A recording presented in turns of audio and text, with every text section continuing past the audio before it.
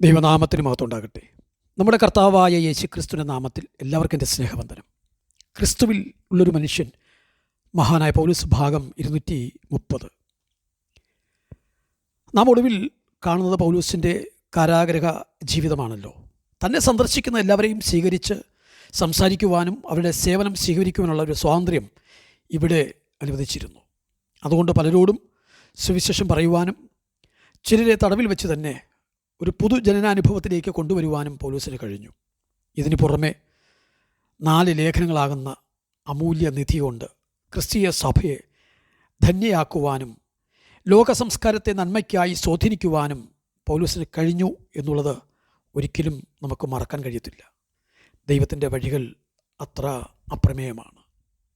കൂടാതെ പൗലോസിന് കൂട്ടു സഹോദരന്മാരായി തന്നെ ധാരാളം പേരെ തനിക്ക് ലഭിച്ചു. അവിടെ അതിൽ തന്നോടൊപ്പം സഹയാത്രക്കാരനായിരുന്ന ലൂക്കോസ്, അതുപോലെ ആത്മീക മകനായ തിമോത്തിയോസ്, മറ്റൊരു സഹസഞ്ചാരിയായിരുന്ന തിഹിക്കോസ്, ഇവരെ പൗലോസിലൂടെ നാം ഇവിടെ കാണുകയാണ്.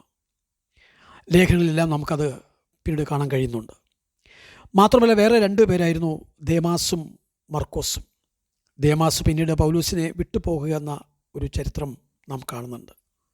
എന്നാൽ മർക്കോസ് ഒരു ഇടവേളയ്ക്ക് ശേഷമാണ് പൗലോസുമായി ഒത്തുചേരുന്നത്.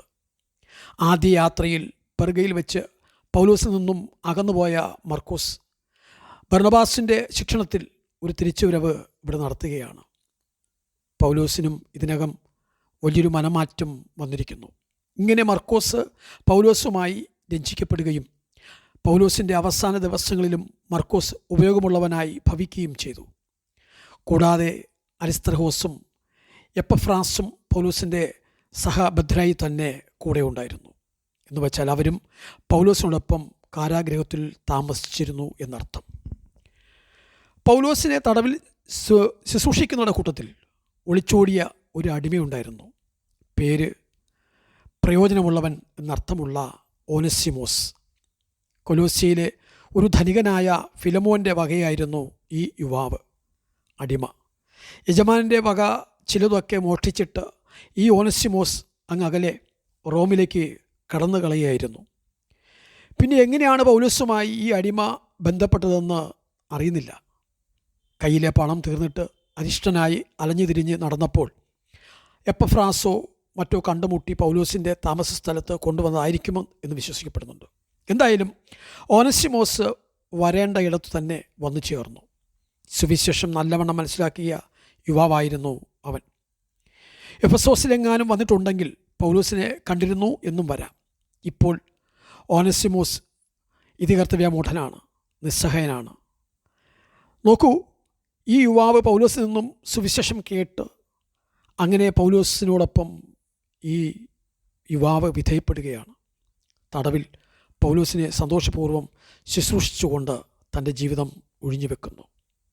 ഇങ്ങനെ വരവേ എപ്പഫ്രാസിൽ നിന്നും പൗലോസിന് കൊലോസ്യ സഭയെക്കുറിച്ച് ഒരു ദുഃഖവാർത്ത ലഭിച്ചു. സഭയിലേക്ക് അപകടകരമായ ദുരുപദേശങ്ങൾ കടന്നുകൂടുന്നു. അവിടെ ഭൂതാരാധന, സന്യാസം, വിശേഷ ജ്ഞാനാന്വേഷണം എന്നിങ്ങനെ ക്രിസ്തുവിൻ്റെ കർത്തൃത്വത്തിൽ നിന്നും വ്യതിചലിക്കുന്ന ചില തത്വചിന്തയും യഹൂദ ആചാരങ്ങൾക്ക്, പ്രത്യേകിച്ച് ശബത്ത് ആചാരത്തിന് പ്രാമുഖ്യം നൽകുന്ന മറ്റൊരു ദുരുപദേശവും സഭയിലേക്ക് കടന്നു വന്നിരിക്കുന്നു. സർവ്വസഭകളെയും കുറിച്ചുള്ള ചിന്താഭാരമെന്ന തിരക്കിൽ കഴിയുന്ന പൗലോസിന് പ്രതികരിക്കാതിരിക്കാൻ കഴിഞ്ഞില്ല ഇത് കേട്ടപ്പോൾ. അങ്ങനെ ആശയിലേക്ക് ഉടൻ തന്നെ ഒരാളെ അയക്കണമെന്ന് തീരുമാനിച്ചു. അതിന് തിഹിക്കോസ് തന്നോടൊപ്പം ഉള്ളത് ഒരു ആശ്വാസവുമായി. ഇങ്ങനെ ദുരുപദേശങ്ങളെ ഖണ്ഡിച്ചുകൊണ്ടും വിശ്വാസികളെ ക്രിസ്തുവിൽ ഉറപ്പിച്ചുകൊണ്ടും പൗലോസ് പ്രൗഢമായ ഒരു ലേഖനം എഴുതുകയുണ്ടായി. അതെ, പൗലോസ് പറഞ്ഞുകൊടുത്ത് മറ്റൊരാൾ എഴുതുകയായിരുന്നു ഈ ലേഖനം. കൊലോസ്യ ലേഖനം. കത്തിൻ്റെ ഒടുക്കത്തിൽ എഴുത്തുകാരിൽ നിന്നും തൂലിക വാങ്ങി സ്വന്തം പേരും അഭിവാദനവും പൗലോസ് എഴുതിയിരുന്നു. കൊലോസ്യർക്കുള്ള കത്തിൻ്റെ അവസാനത്തിൽ പൗലോസായ എൻ്റെ സ്വന്തം കയ്യാലെ വന്ദനം എന്ന് പറഞ്ഞിട്ട് എൻ്റെ ബന്ധനങ്ങളെ ഓർത്തുകൊള്ളുവിൻ എന്ന് പൗലോസ് പറയുകയാണ് 4:18. ഇതിൻ്റെ കാരണം വളരെ വ്യക്തമാണ്. അതെഴുതുമ്പോൾ പടയാളിയുടെ കൈ കൂടി പൗലോസിൻ്റെ കൈയോടൊപ്പം ബന്ധിക്കപ്പെട്ടിരുന്നതുകൊണ്ട് ആ അർത്ഥത്തിലാണ്, ആ അസൗകര്യമാണ് ബന്ധനം എന്ന് പറഞ്ഞിരിക്കുന്നത്.